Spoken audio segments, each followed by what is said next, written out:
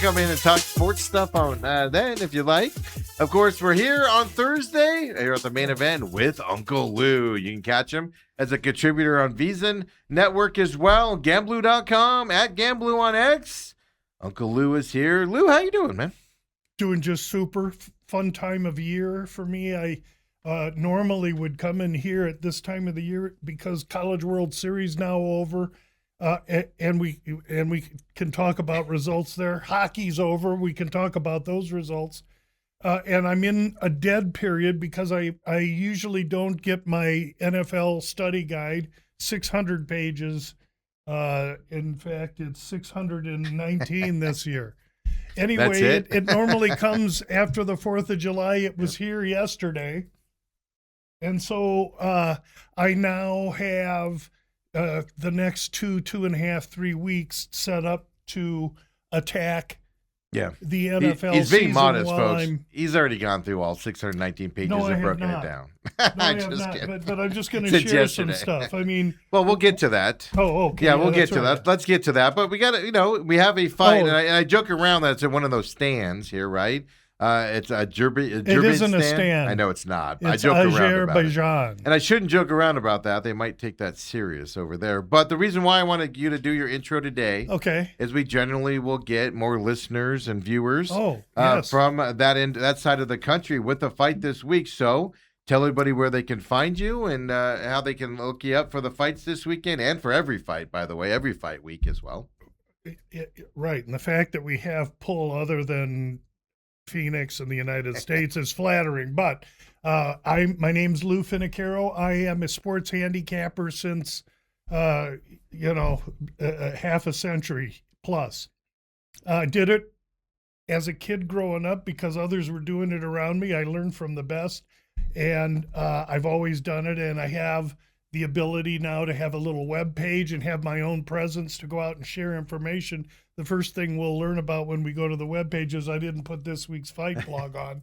What a knucklehead. But, it'll be up later on today, right? Sure. I guarantee I'm going to get on the people at Gamblu World Headquarters and kick some ass over there. Anyway, you want to learn about me? Everything's on the web page.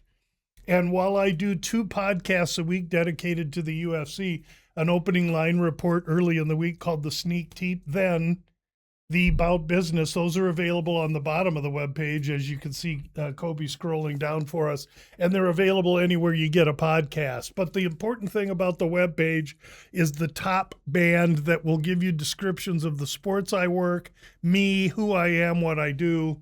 But important to us, and Steve lets us highlight this each week, is the button on the far right, the San Xavier Del Bac mission, which is the oldest mission in the United States. It's located in Arizona. It was erected in like the late 1600s. And so they're doing really great work down there at the mission that's still active all these years. There's a link directly to the mission on the webpage. Steve lets us highlight that each week because I'm not above informing and sharing that we forward proceeds as much as we can to San Xavier Del Bac mission regularly each year, and we would invite you also to do that by using that link. Thank you. And just so everybody knows, we don't talk about this enough, but I mean they have schools down there and things to that. So it's not just that mission that you see in that picture. They have other entities helping families and children out down there and stuff like that. Yeah, it's a whole diocese. It's part of the Tucson diocese, but it's its own parish. Yeah, so just so you know, it's not just that specific thing. It goes to a bigger side. But, no, of course, like I said, kind of gets that stigma of what you do, Lou, out there. It is changing, but you do have some of that. It's all about the profits. And, and I'm not bashing VSIN by saying this, but you tune into a VSIN show, and it's just profit, win type of a situation. Well, it's pick. We like to show a friendlier side of that here on this program. I won't give VSIN any heat because they employ me, but there's some really sharp people there. Absolutely. But I mean, when you have to fill so much time and airwaves, sometimes. Yeah, I wasn't attacking them. I was not attacking them. I get it. We do things a little different here on this program as well. Right, which is great. But the fact that I have been with them since their inception 10 years ago, I'm really proud of, because really I look at them as well. There's another network that competes with them as the two real dominant ones. And I know the guys over there too. They're all great people. Each person's industry ends up being a small, intimate industry anyway. Gambling is a each small other, entity, yeah. People don't know that. VSIN's always taking care of us. But anyway, back to gamblu.com, and thank you, Steve, for letting me mention the San Xavier mission every week. Absolutely. And again, the fact that there may be people in the Muslim world that are tuning in to get insights on the fight card this week, I'm flattered by it. I've prepared for it, and whenever we get to that, I'll throw out some interesting nuggets. So, yeah, absolutely. Gamblu on Twitter as well, folks, on X as well. For that, you can follow him. He puts stuff out during the fights. And like I said, for us here in the United States, early morning fight card coming up. So we'll get into that in a little bit here. And look back at last week's fights at the Apex, because there were some, well, at least one big favorite that went down last week. We'll talk about that coming up. But, Lou, college baseball's over. Oklahoma losing record in the SEC. Got hot, beat a bunch of ranked teams, of course, to get there. Beat North Carolina, another ranked team. Won it in that third game. How'd your College World Series picking go and ultimately end up? Well, as we understand, after regionals, I had gone 1-9. Thankfully, the one was Oklahoma at 9-1 or 13-1 or some unusual number. We were fortunate to have diagnosed Oklahoma early in the tournament because they were really our only source of profit. I did post somewhere my final College World Series record. It was something along the lines of 7-27 for a -20. But understand that we had Carolina at 22-1. And then when they went down in the first game, they were plus 185. I took another 4 units there at almost 2-1. And then before the last game, I took another 5 units on them. So what we had basically built was, I knew that if with a Carolina win, I was going to show a 20%, 18% return on investment on the College World Series. However, if Oklahoma wins, then I was going to show a 20-unit loss. And so I made the gamble. I was a big boy, and I lived by the results. And so what I'll say, just to wrap up College World Series, is none of it went the way in Omaha that I'm used to it going the last 10 years at the new park. No big deal. It is what it is. But just like hockey this year, I'll be back. Yeah, and it was interesting. Weather wasn't as big a factor. It was no factor, and that's a huge edge for me. Also, let's talk about Oklahoma. Oklahoma, an SEC team. I don't give a poop if the SEC team is 3-30. I don't, because I've been touting SEC for years.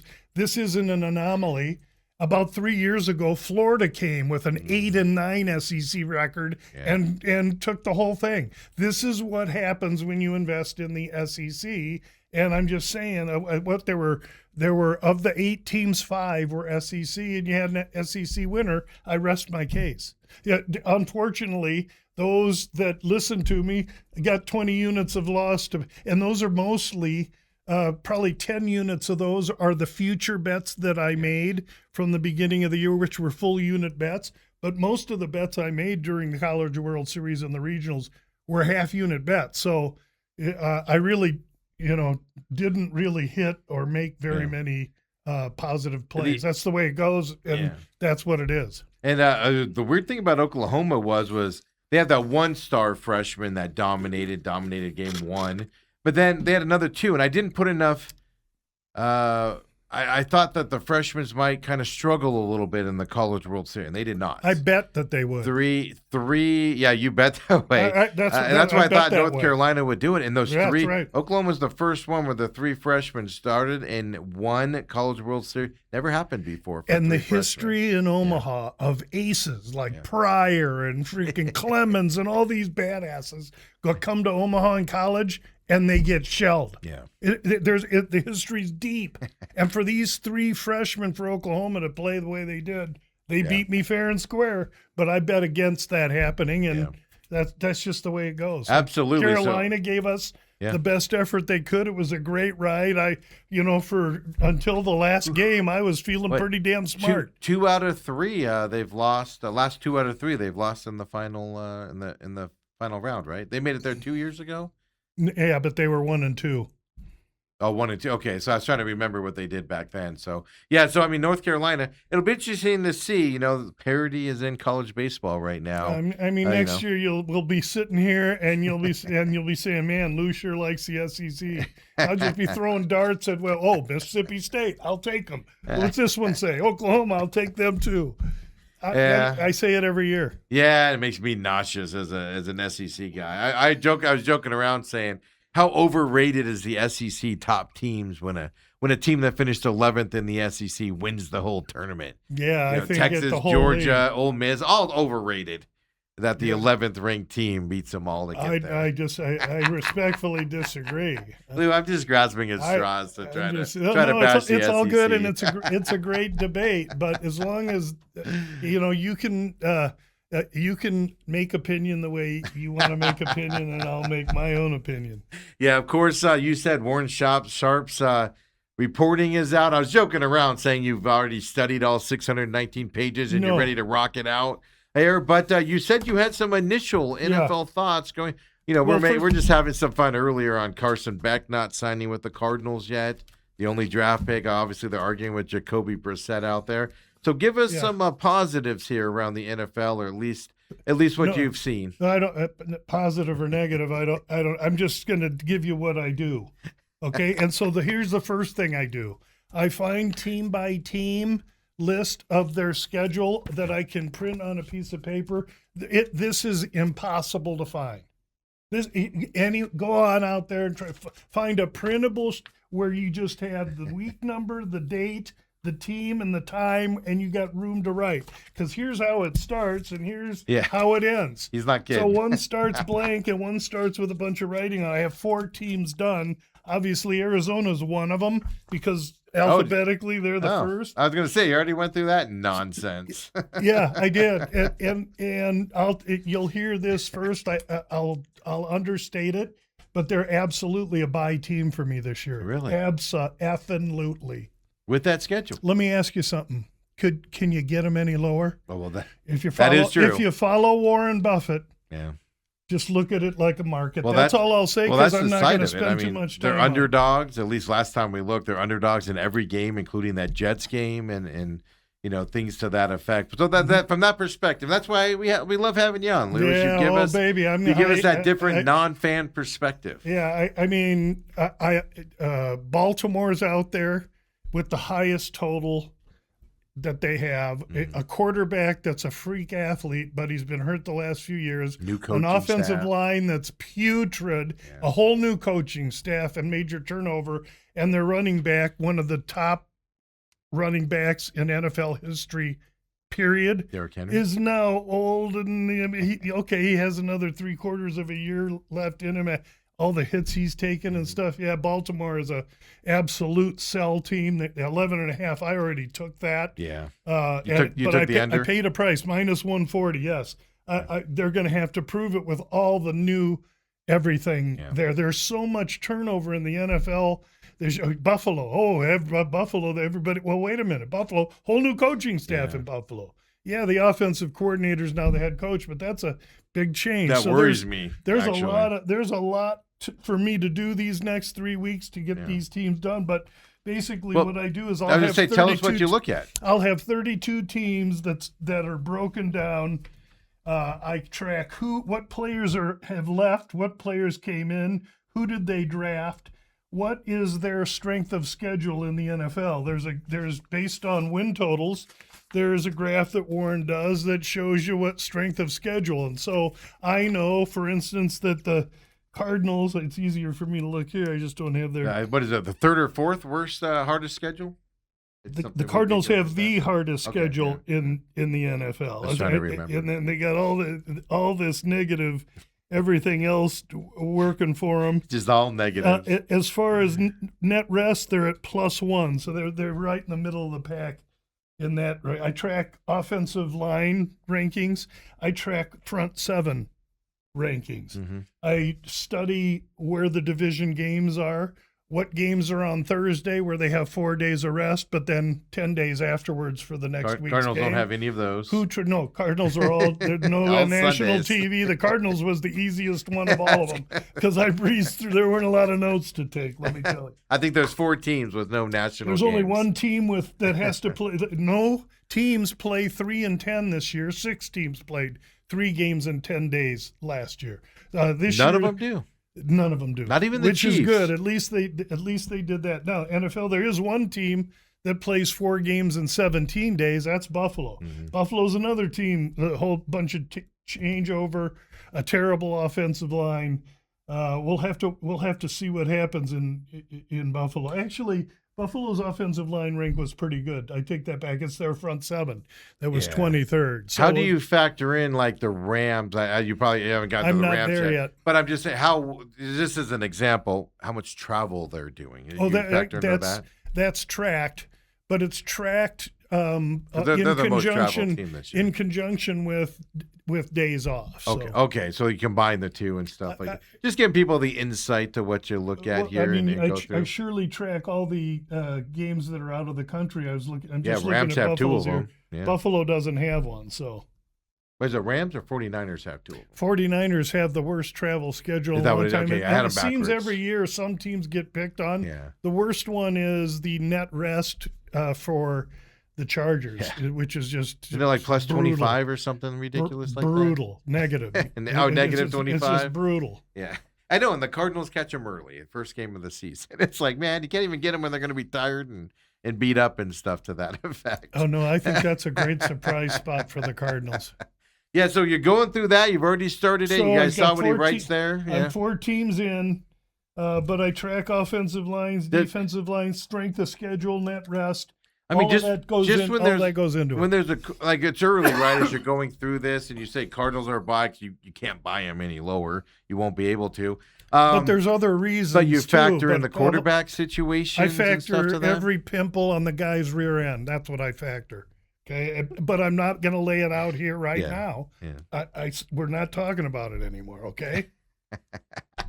No, just giving people insight on what you look at when you're going through I'm going through telling you, this and looking forward. Yes, I mean, so there's 619 pages here for 32 teams. that's a lot of info. Yeah, it's a lot of info. God bless But them putting that stuff and together. really, when I read through, I don't know how many pages that is per team.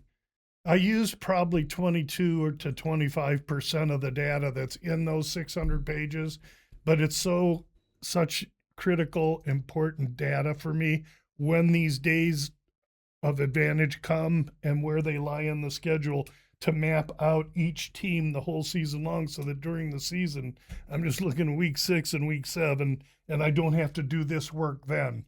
And so I really am comprehensive, and the best comprehensive, most detailed report is this Warren Sharp. But it takes me, I have to read 619 pages to get 23% of the info that really helps me. Yeah, and that's why I was joking around on that. Now, what about just thinking about, as you're evaluating the teams, you get to Kansas City. We don't know exactly when their quarterback will be back and able to play. For instance, just as an example, a big-time player that might miss some of the season and that stuff. Does he take that into account in his notes there? And, at the beginning, is there caveats to where if Mahomes is there to start the season, or does he just go straight out data regardless of what the injury stuff is? Actually, Steve, that's a really excellent question. And to answer that is he's up to date. So he says, hey, right now, we don't know when Mahomes is coming. It looks like this, could be this. But he also, through the course of July and early August, he'll send out a couple-page report update, tweaking this and that, which is really helpful to get his perspective. Yeah, I'm just curious because, like, you sit there and do all the research on the Chiefs, and you find out he's going to miss the first 2 games. Well, and you're shred it up. When there's an unknown like that, and you're talking gambling, you have to have that, balance. Yeah. Undetermined at that, Joey. But that's a great question. Yeah. So, Lou's getting into it, which just simply means, right? I mean, Cardinals report less than a month from now for obviously doing the Hall of Fame game this year. So they're The them and Cardinals are in the Carolina. Hall of Fame? Yeah, so they come into camp on July 22nd. Everybody else is about a week later. And or where's so camp for the after Cards? that. Up in Glendale. Flag? No, it's Glendale now. They moved it down here a few Down years here. ago. Oh, nice. So it's nice, here in Glendale. Nice, cool, shady area. I know. And if Carson Beck signed, he'll obviously start that Hall of Fame game and probably play a lot in it. No starter or regular person is going to get in that game against Carolina there, where Larry Fitzgerald, of course, gets enshrined this year with Luke Kuechly of the Panthers, and that's why they're battling it out for that. Any closing notes on the NFL? No, I'm looking forward to the season. I honestly believe that there's maybe 3 or 4 left for me in the NFL based on years. Just based on some of the refereeing, the amount of games, some of the what we're talking about is how a team can be negative 17 days rest. Yeah. They kind of sell out for ratings, and so maybe my days are numbered in the NFL. Yeah, they talk about player safety, Lou. They're not concerned with it a bit. And the Chargers have minus 25. Yeah, they're days not of concerned. rest. They're concerned with ratings, and they've come out and said it, and it's clear what they want, and we get it. So it is adding a Wednesday before Thanksgiving Day game. I don't really mind any of that. As a gambler, it's unfortunate, but the players' union will be happy because more players will play. Yeah. But the product will get diluted over 20 games, and gamblers just want to gamble. For me, it's the inequities of some of the play calling and some of the decision making that's done that are starting to lead me to think that when there's great big amounts of money, sometimes funny things can happen, and that would probably force me out faster than anything else. Yeah, the irregularities that could pop up is what I pay attention to these day and age. Well, I tell you what, let's take our break real quick here. Come on back, get into last week's UFC fight. I've got 3 fights I wanted to talk to you about, and obviously this week coming up here, and I'm going to apologize right out front for everybody tuning in. I am going to trip over where this fight is all day long. For some reason, my tongue, call it Baku. Yeah, just will not work for the country there. So I'm going to apologize up front, but we'll get into that as well. Come on back, main event with Uncle Lou.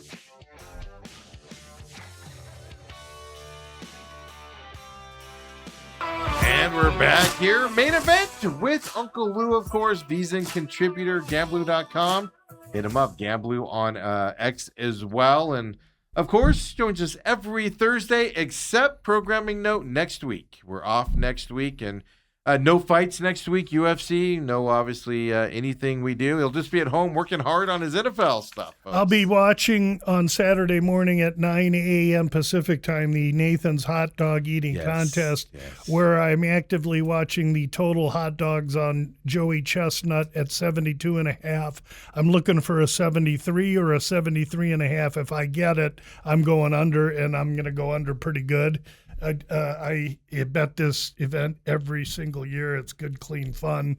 I'm looking to win money, not just have fun. And at 9, they'll shoot the gun, they'll drop the puck, and at 9:10, we'll know where our fate stands. Now, if you track Joey Chestnut hot dogs eaten for the last 10 years, which all you have to do is ask Grok or AI, they'll show you what it is. He's exceeded it a couple times, but he ain't getting younger. And quite honestly, who knows how humid it's going to be or what the situation will be. I don't see anyone so close to him that's going to push him to have to make 74. So if I can get that 73, I'm going under. Well, and that's the thing, right? If he sees it, he's sitting there and he notices everybody else is at 50 and he's pushing 70. It's like, I can slow down a little bit, unless he's going for the world record. Bertoli, the next guy in line's got 58. So he's 72.5 to 58. So you kind of have to balance that. And sometimes, and if I don't get that number, then I'll look to a Bertoli or there's another guy named Eater. They got all these goofy nicknames. It's really a fun event, and it's as Americana as you can get. Yeah, absolutely. So I tell you, we'll have to talk about this later, but maybe you can come in virtually on Wednesday or something for like 10 minutes and we get updates on that hot dog eating contest. We'll see if we can arrange that. I'd be happy to do that. We can arrange that later on and stuff. Just do a quick Nathan Just hot do dog a, segment. Just do a next quick week. clause in my contract. That's technically it's an off week, but we'll get squeezed in for 10 minutes and all of that. But then, of course, you'll be back the week after with UFC starting back up and the July 4th, America's 250th birthday out of the way as well coming up on that. But last week, the fight was at the Meta Apex, kind of a rebound after that Freedom 250 there at the White House there for the UFC as well. A couple things happened in this fight that were kind of eye-openers to me as somebody that I knew a lot of these fighters out there as well, but, it's kind of shocked the way it went. As for instance, Michael Aswell Jr. was roughly a 350 favorite going into that fight. Lost their unanimous decision to Gaston Bolanos, from Peru. I just, your thoughts on Michael Aswell Jr.? It's more, Bolanos fought out of his mind to win that fight, but Aswell Jr., that's kind of disappointing, wasn't it? Well, I think I was high on Aswell early, thinking he was going to saw him in half. Yeah. Well, it ends up I had a bet on Bolanos, and I bet him right before the fight started because the number got out of whack and everyone was on Aswell. Yeah. And so as I watched the fight in the first round, Aswell was exponentially faster than Bolanos. Bolanos was Frankenstein and walking into him. But in the second and third round, his diligence and the fact that Aswell slowed a little, Bolanos packs heavy power, and he earned the fight. And Bolanos is a guy that you have to understand probably starts slow, but at that new weight class, he's good. I take no discount against Aswell in that situation. He's fast, he's powerful, he's tough. It was decision. Yeah, so Aswell landed the punches. He was the most significant firing punch the whole time, and exactly. was willing. Yeah. That's one of the few dogs that came in. Like I say, I had a small position on him now. Well, there's a big dog that lost. The big favorite that lost. That's Andre Lima. Lost to Kevin Borjas. And I did. That was like a 600, 700 favorite. Yeah, Borjas came in and missed weight as well, but he was motivated. And, hey, these things happen. Borjas was on, Lima was not. Missed weight, so he came in heavier? I've used Borjas a few times, and he didn't look like that. Well, that's what you said last week. You said I've used him, and been disappointed by using him. Yeah, and comes in this fight. Missed weight, so he came in heavier? So he had to give up some of his purse? He comes in 129, freaking guy. And a flyweight, huh? Yeah, so, that's it's not clean. And then the other one, not an upset, but I did want to get your thoughts on Andre Touchy-Feely in this fight. Oliveira did get the win. He was the favorite to win. It was a KO in the second. Yep. But does it change your mind on Feely at all moving forward? No, it changes my mind on Oliveira that he wears the weight better. He needed it. Yeah. Now, we had 3 dogs going. Philly was one. The other one was Emil. He got finished too. Yep. That was terrible. Round 1, 4 minutes in, almost 4 minutes into it, but that was a quick one there. Rodriguez finished him. That's right. Him. And then we had Mitch Raposo. So there was one dog winning out of those 2. Cut your losses pretty good. And we had Kopp, who I said for 2 rounds was going to struggle, and then in the third differentiate himself. And he did. And that's what he did. I was thinking that watching that, and I was like, man, Lou nailed this fight 100%. Just slow starting for Kopp, or to the point where I was like, you better wake up. Or I don't think it was slow starting for Kopp. I think Horiguchi was freaking there to win. The guy was motivated. He's fast. He's hard. Horiguchi, somebody better watch out for that dude. He's not done. He's short. He's got a weird body where just like he's stocky, and you just don't. I don't think like I'm gonna say it as me as a fan. I was kind of goofy in the ring to where you're kind of like, yeah. But, man, he was strong. He was physical in there and stuff to that effect. Makes me think that Kopp could be susceptible a little to Pantoja if he gets that far. If he gets Van, that's a stand-up fight. He wants Van. That'd be a hell of a fight. Yeah, he wants Van. Kopp also kept falling in this. Like, I kept saying he was falling, but he'd get hit and then go down, like running backwards. It's like, does he keep tripping? Is he slipping on the logos, or what's happening in there? and stuff to that. It was kind of a weird deal, but opinions. You're obviously higher on Horiguchi, but Cop, you're fine We'll with? see. I mean, he sets up well against Van for his speed, but I don't know. We'll have to, what Pantoja's situation is. Yeah. Does Pantoja get Van in the immediate rematch and Cop wait? We'll have to see. Yeah, so That's an artful way of me not answering the question. No, I got you. The Meta Apex. This was, and that's one thing I've noticed as this season has gone on. These Meta Apex fights are being put together to where these fights are. It used to be Meta Apex. You kind of just like whatever. In these fights, they're actually putting some good fights together here in the Meta Apex this year. Whether that be Paramount Plus or guys just sitting around not having fights to do and they have to get into the ring. But the days I think of Meta Apex fights of ignoring them might be done, Lou, and you might need to pay a little bit more attention, especially if you're a fight fan, because their fights are getting better in those. What I'm getting at. Okay. There as well. Just my All right, my little knowledge there, Lou. They're not getting bigger. Okay, 12 bouts, and now that No, I'm just talking about competitor wise. yeah, More guys that you recognize are in these fights against guys you recognize. Those types of fights. Just as a casual fan, I'm just throwing that out there. I know you guys that are into this all the time. Actually, are like what I was bored going to with say it, is but- you're the John Q public that has actually learned a lot. So if you that's fine. I'm enjoying. By me. Before I'd watch the Apex fights while I was doing something else. I just think now it's like I gotta watch. You're just getting now. smaller bodies in the Apex. That's all. And That's you a would new think more trend. decisions. And you got what'd you get? You get 1, 2, 3, 4, 5. 5 decisions out of 12 last week. Yeah. So you're getting some finishes. Yeah. Even a People woman, wanna a see woman finishes. decision too, Lou.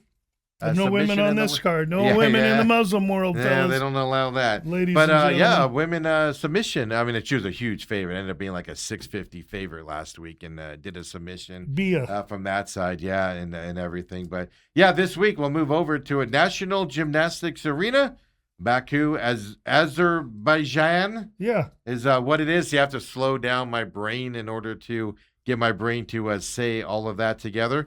Obviously, Muslim country. Obviously, a lot of the fighters are coming from that area. I am limited here on my knowledge on these guys out there and everything. So I'm going to obviously trust you, Lou. But 9 a.m. main card this weekend coming up for this fight on Peacock Plus. So get up and pay attention to it. 5 a.m. I'm sorry, 6 a.m. it would be if it's 9 a.m. main card. 6 a.m. our time here as well for the prelim fights. Lou, I see a lot of black shadowy pictures here on the prelim fights on the UFC page, which tells me even the UFC is like, we don't have pictures of these guys. So Well, tell us about the prelim fights. Yeah, there's some debuters. So you got 12 bouts, large cage. When we talk about the Muslim world, Azerbaijan, we're talking about a bunch of the Russians, Kazakhstanis, Tajikistanis, that whole area of the world. And when I say Muslim region, Muslim area, I'm referring to a religion. And for the most part, these fights, 10 of the 12 of them feature someone from that Muslim world facing someone that has to ship in from outside of that world. Advantaged Muslim fighter who's got his crowd there, who doesn't have to travel, and disadvantage the person that has to travel in. It's just a fact, okay? We have one Russian versus an Uzbekistani fight. So we've got one that'll be interesting that the crowd will be yelling either way, I would think. Should be interesting. And then we got a Colombia versus Aussie. But for the most part, it's Muslim world against outsider.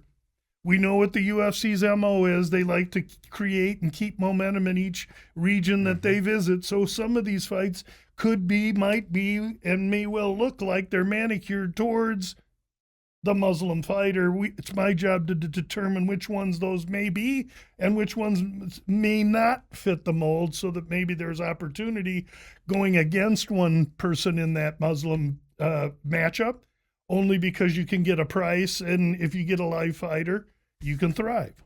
And just so if you're United States publicly educated like I am, it's just north of Iran, and then right next to Armenia and Georgia, right off the Caspian Sea, just north of Iran. So it's on that side, whereas all the stands are on the other side of the Caspian Sea. Just to give you an idea of where former Soviet Republic is where this is at as well. So just to give you an idea of where we are in the world this weekend here for these UFC fights. Look at you learn some geology, geography. It doesn't matter where you are. If you have the UFC in your area for fights, if you're in the middle of the Antarctic, you're gonna have seals and polar bears there watching because people want to watch fights. Okay, Absolutely. There's no more fertile, proud area to watch fights in than the Muslim world, who you really are looking at vice grip wrestling, sambo, grappling, boxing, and striking. And so let's just go these undercards. Hit me up the prelims because I'm going to let you lead me on which fights we're going to watch and which fights we're not going to.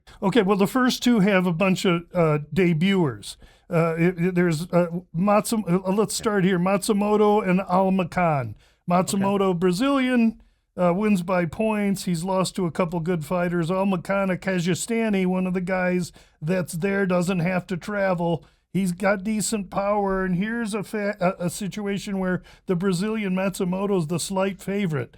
Almacan could be a live dog here, and I'm waiting for the points handicap on DraftKings, because if that goes to decision, this one could be a home cooking fight, and you get a really, really close decision. Even if your guy loses, it could be a split decision when it really isn't, and you could win by points. The next one I'll draw our attention to is the Uzbekistani against the Russian.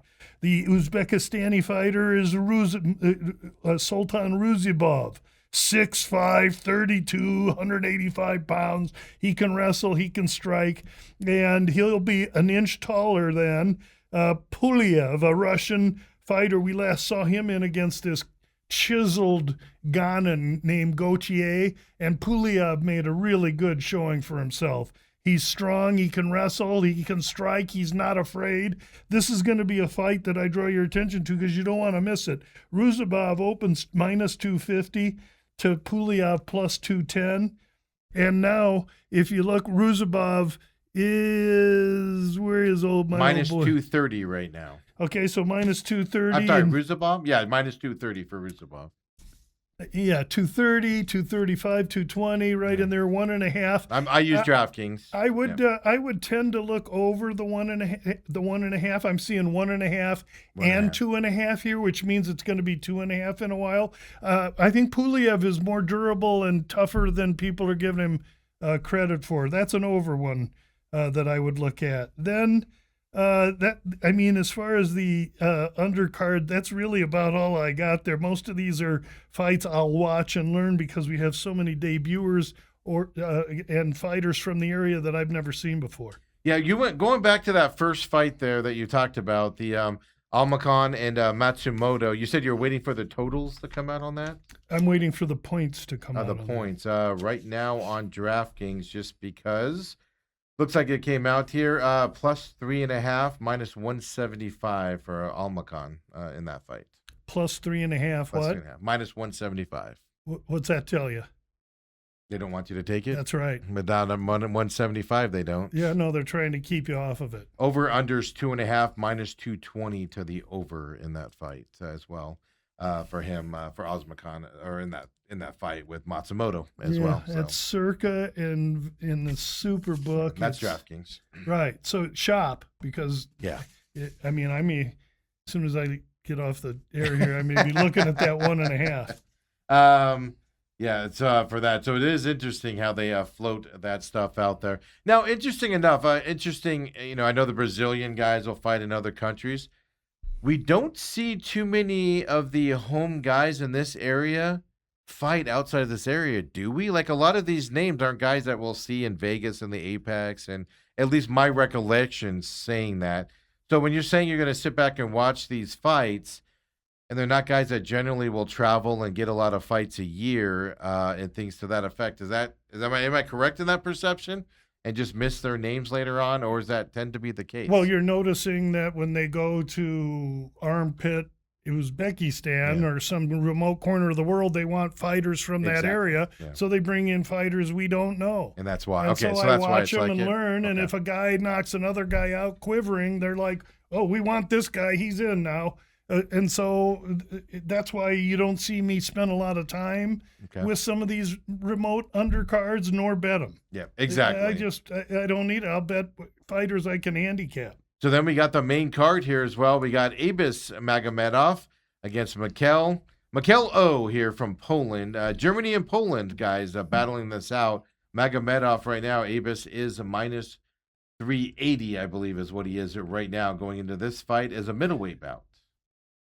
Yeah, Abis Magomedov is a Russian that's now fighting out of Germany. Oh, okay. So he'll have the crowd there because he's the Russian. Olszewski, the Polish fighter, fought once at 205. Now he's down at 185. This is the release I made earlier in the week. Magomedov has the well-rounded ability, and he's been in with a good set of opponent. This is a good fight for him.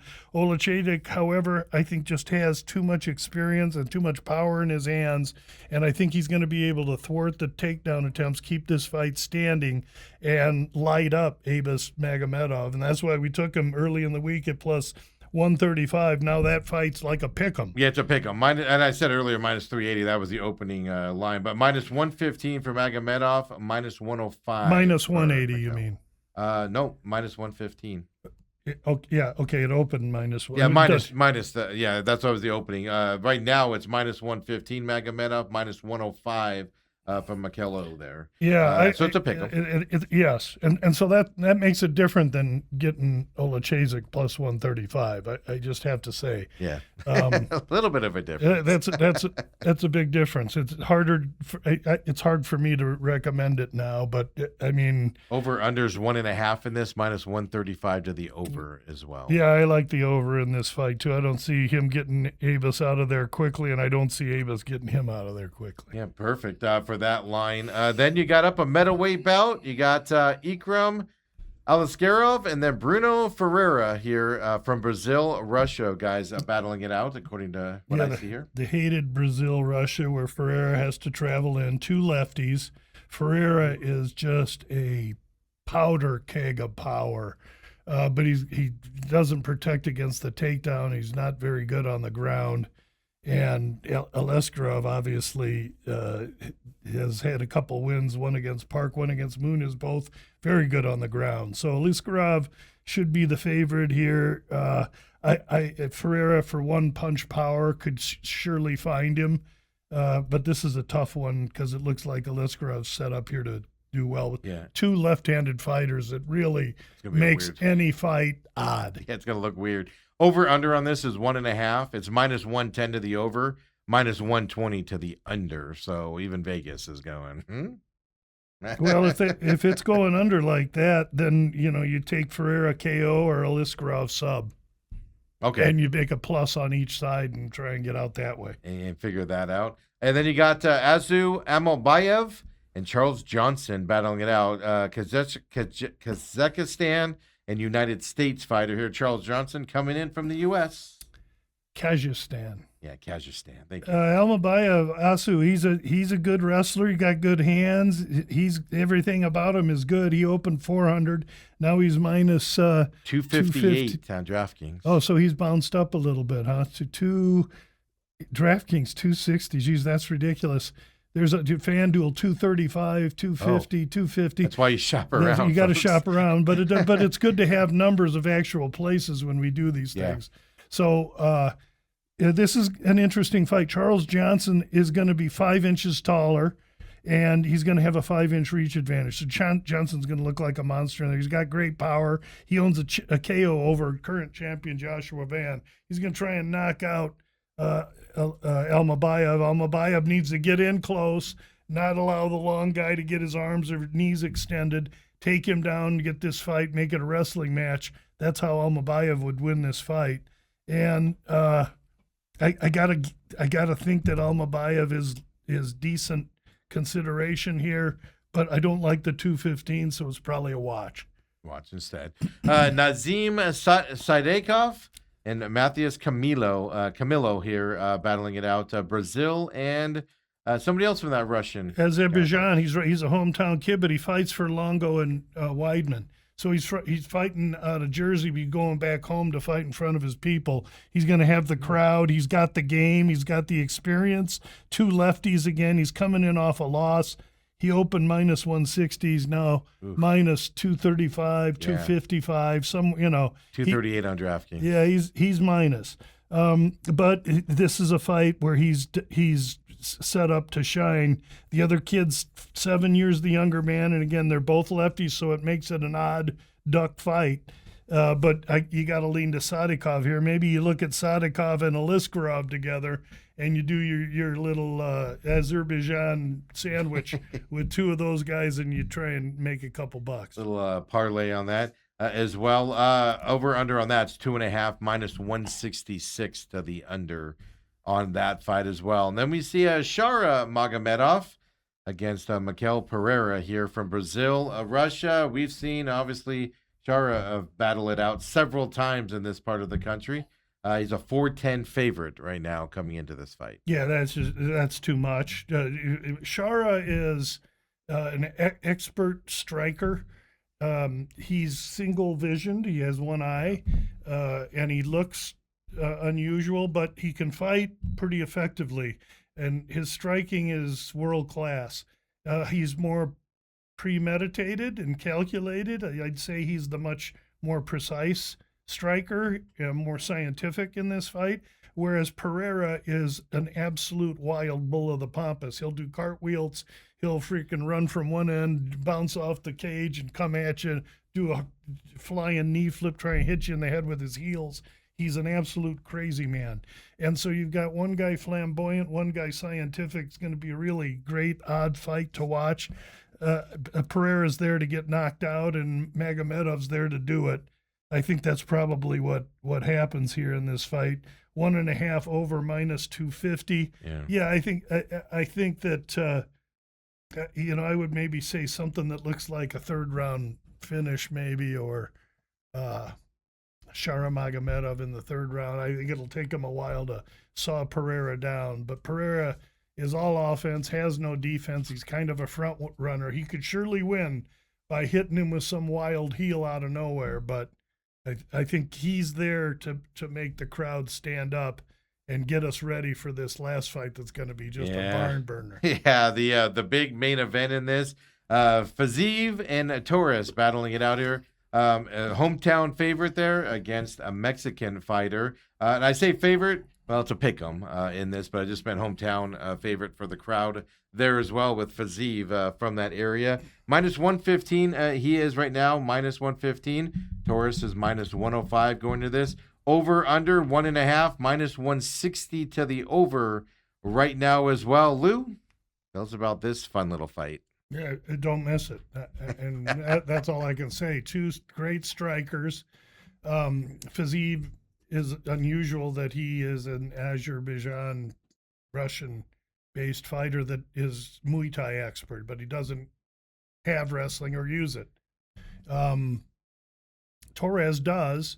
Has used it, has a few subs. He's a finisher. In his pro career, he's never been out of the first round. So I would think Fiziev plan, the striking coach at Phuket Tiger Muay Thai is Fiziev. I would think their plan is try and navigate this fight, make this kid work hard, get him into the second round where he hasn't been before. Fiziev's got great experience, but along with that experience goes a little bit of attrition because he's had the brakes beat off him in his last 3 or 4 fights, by the likes of Gaethje and some others. So he's taken some damage. And Torres is a mean, willing Mexican. You stand there with a golf club and swing it and hit Torres in the chin, and he's going to barely blink at you. He's got a granite beard. He's a Mexican fighter, tough as nails, and he's going to be taller and longer than Fiziev. This should be a really excellent fight. No one knows what's going to happen here. I'm going back and forth because I like the youth and the raw stepping up of Torres. But I like the experience of Fiziev. I just don't know how to monitor where he is as far as the damage he's taken. So we'll have to wait and see what I want to do with this one. But 1.5, at 1.5, I'm surely willing to take a look at the over. Yeah, and are you worried at all with a guy that's never made it past the first round? Are you a little weary of what his stamina would be after the first round? Well, I said the Fiziev plan would clearly be to take To him go to that the route. second round. Yeah, exactly. So if they're worried about it, I think others should be too. Okay. Just right. I mean, yeah. it's just clear. You take him where he hasn't been. Why not get him there? See what he does. Because he's been to the second round with any number of crazy cats. Gamrot, Gaethje. I don't have his fights here in front of me, but clearly, I think Fiziev navigates this to 2 and then tries to take advantage. And it'll be interesting to see Torres. I mean, the fights I've watched, he just comes right out and finishes his opponent. Yeah, it's really Dude's fast. a beast. And then obviously, the training side for Fiziev's kind of getting ready for that to happen. 11:45 a.m. about is when this fight will go off on Saturday morning. Lightweight bout there as well for this. So some good fights in this fight. Morning fights as well. Leads into lunch here. And then isn't does the World Cup roll Saturday? Are we finally into elimination? Nope. Where there's a bracket and I can see what's going to happen. No, the bracket's being formed now. They're going through it, but I believe Saturday's the last day. I could be wrong on that, but yeah, you're starting to get the bracket filled out right now. Give me a bracket with 32 teams so I can see who's and then I'll have a little fun, but. This 3-way stuff, I don't get it. Then it's even worse because now this year, because they expanded the tournament, so now you got like the U.S. right now is 99% favorite to play Bosnia, who finished 3rd in their division because the 8 best third place finishing teams can advance this year, and that used to not be the case. So now you're going to have a number 1 seed playing remember Charlie Brown when he was listening to the teacher? What you sound like right now. I know all that. Give me a bracket, so the bracket is even more confusing this year is what I'm getting at. Well, no, it is. Not when they have 32 teams printed on it, it ain't. Then once it's out, I know. But that's where I need to be so we can talk about it because I can ask my soccer guys now, hey, what about this one? I mean, last night the world was, South Korea has to win. Yep. They got to win it. Yep. Give one with South Korea. I watched that game. Yeah. South Korea got their ass kicked. For a 1-0, but they got dominated. Huge upset. That was a one-sided soccer game, that bro. was a huge upset. Yeah, it was exciting to see. Stuff like that. That team that beat them, South Africa. Democratic Republic of South Africa. That's a team you want to root for. I'll tell you a team I got a little bit of money on, and I didn't have to put a lot on them because they're so long. Colombia, all they are a bunch of UFC guys playing soccer. I'm telling you, these dudes are bad hombres. Yeah, just watch them. I've been watching. Yeah, no, I get you. Have you been watching this stuff? I watch. I don't watch every game because I have no interest in some of these countries. Like today you've got, will you watch U.S. I'll tonight? watch the U.S. Even though there's nothing on the line, 7 p.m.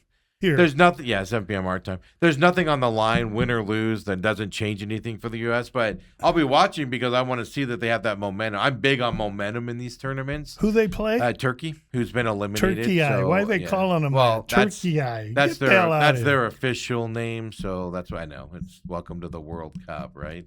But I want to see the U.S. momentum continue. If they go out there and look sluggish, now they're going to be without 4 starters because they're resting them because they don't want them to pick up another yellow card. Because that would mean they'd be eliminated. They wouldn't be able to play in the next round. So you'll be without 4 starters. But I'm big in momentum on this. This game means nothing. And I want to see the U.S. go out there and play the way they've been playing, keep that positive momentum going forward. I don't want to see them go out there and say, this game doesn't matter. We're going to just kick the ball around in a glorified practice and lose. So it shouldn't matter against Turkey. It shouldn't matter. Keep that momentum going tonight. I'm a big momentum guy, Lou. I can't help it. Okay, 4 starters are not playing. How many guys on the pitch at one time? How about that? I got that. Yeah, right. But like Senegal and Iraq, I don't really have an interest in watching that tonight. So I don't watch every game. I just want to see a bracket. Yeah, and then tomorrow you got Cape Verde and Saudi Arabia. I have no interest in watching So are you saying if the U.S. loses or if they win, they have the same draw? Yeah. They've won Group D already. So it doesn't matter whether they win or lose what they're doing. No, goals don't matter because goals can be a tiebreaker. That makes me like Turkey Eye. Yeah, that's what I'm worried about, Lou. I can see the U.S. going out losing. Turkey Eye probably still playing for something. No, they're eliminated. Oh, they are. Yeah, Oh. but you're playing for pride, right? You want to Sounds win. like I'll be watching Days of Our Lives. You want to then, win a because I don't game. know You if want to win a game in the World Cup, even if you're eliminated and stuff. That's true. That's true. So they do have more to play for than the U.S. I think does. you're right there. I'll buy that. And it worries me a little bit. Yeah, you don't want to go back home to Turkey and say you lost all 3 games. And what the hell could kind of... You want to go home as a hero that you won a game there as well. So soccer. But Japan, Sweden at 4 o'clock is going to be an excellent game. I tune into that one. Japan and as Sweden. well, Yeah, Japan today. Oh no, Japan's good, right? They should be. But so Sweden, they can both advance. FIFA World Cup. Good, Let's see what we Look got. at Lou getting in on the World Cup here as well. Yeah. So I don't. In the past, 91% of the bets on Sweden. Oh really? That doesn't. I guess that should. A lot of they're all surprise betting me. the Netherlands. They're all Netherlands, Tunisia again. I'll they're watch betting that Germany game. like they got the final score. Yeah. Well, yeah. Germany, Ecuador. Well, All these Germany should chalk. win that game. All this chalk. Yeah, that's the problem. It's all chalk. Curacao, Ivory Coast. 95% of the bets on the U.S. Yeah, I don't have. Well, that doesn't surprise you, right? Home Total team 2.5. Oh, I see a 3.5 at FanDuel. Really? 2.5. I see a 3 at the Superbook.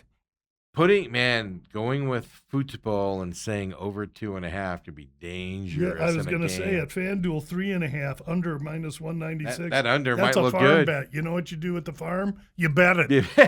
Under 3.5. Absolutely. Well, the for the US reasons ain't I looking said, they don't have to press and score. They can win this game 1-0 and 4 play starters defense are the out. whole time. Yeah. All right. So it's something. Well, 4 starters with yellows. Everything you just heard. If you bet any of that in soccer after what I just said, I'd ask you not to do it. These are thoughts that I have. I really have proven to myself not to know a dadgum thing about this. I'll tell you when I think I know something. By the way, I'm undefeated in my World Cup bets this year. Well, good for you. 7 of them. But I also oh wow. But I also haven't really stuck my neck out there too much. I did go see. U.S. over Australia, but I thought it'd be closer than it was. But I haven't stuck my neck out. I'm waiting for the elimination round. That's where this tournament starts. Yeah, no, I got 4 teams to make the semis. Oh, who are those? I have a couple of teams, all South American teams, to win it all. Mexico, Colombia, Ecuador, Brazil. Yeah, because of the weather. Yeah. Okay, so those are small bets because they're longer. Yeah. To win the Brazil's got a semifinals chance. was France, Spain, England. That was all chalkish at 2. England, you got to worry about. England's that one team in the World Cup.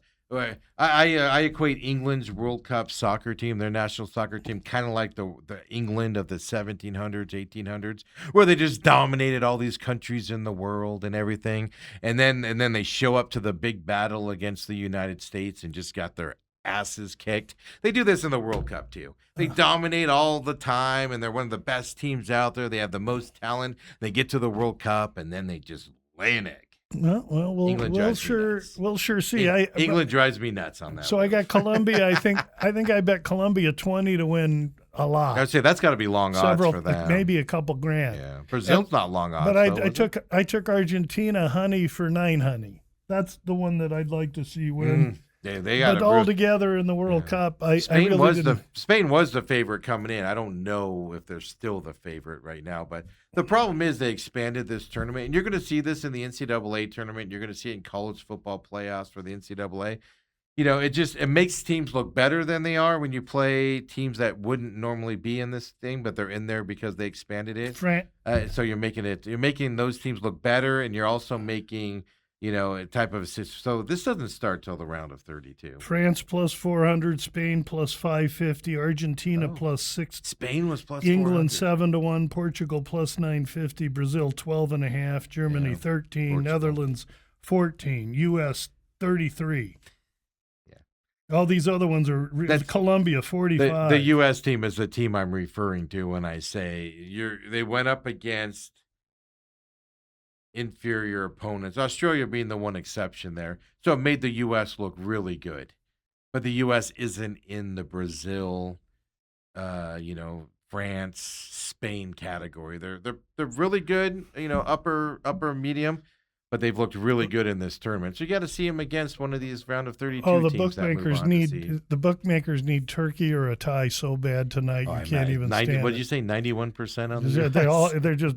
I mean, what do you think? It's the U.S. We're in the U.S. It's the World Cup. You got all these people. Well. I said it the other day on Twitter. Here's all these handicappers that struggle in their own sport, and now they're World Cup experts, and they're all giving out Led Zeppelins.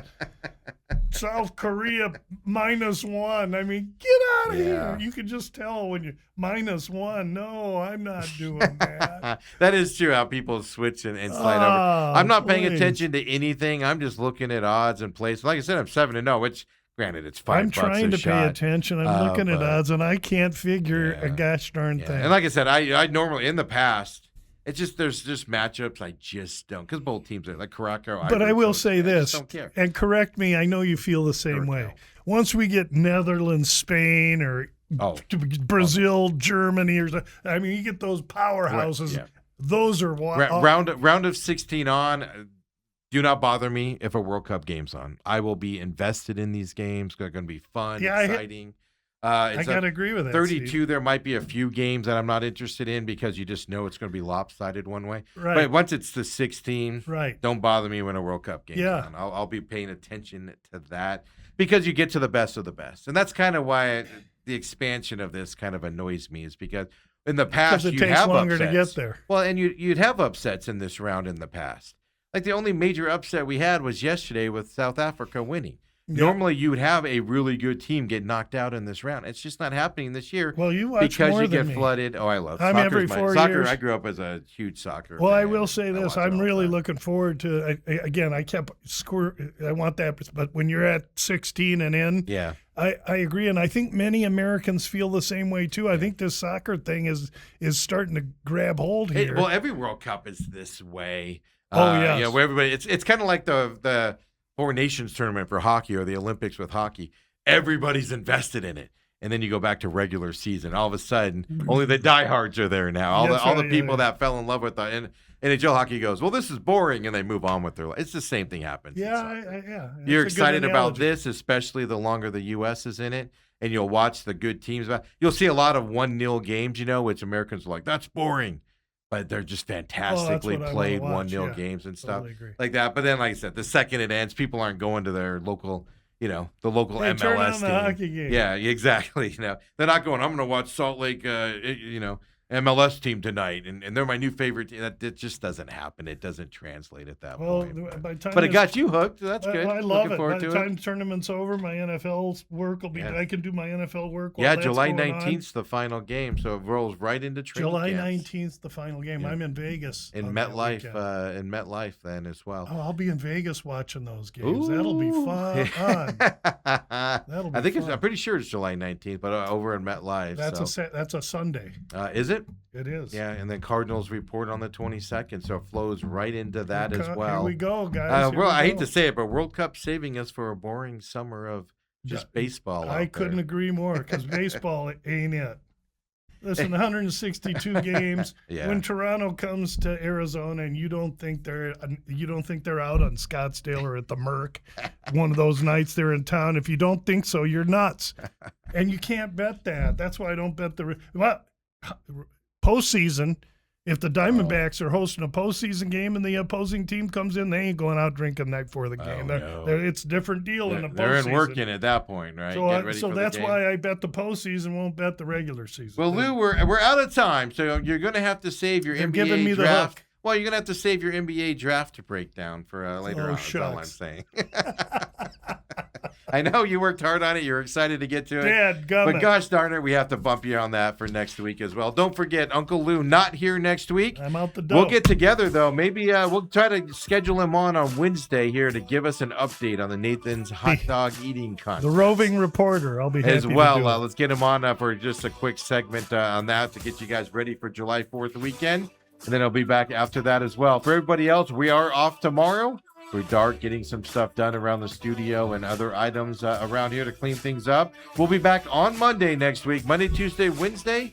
We'll keep it rolling. Come and join us, would you? The main events.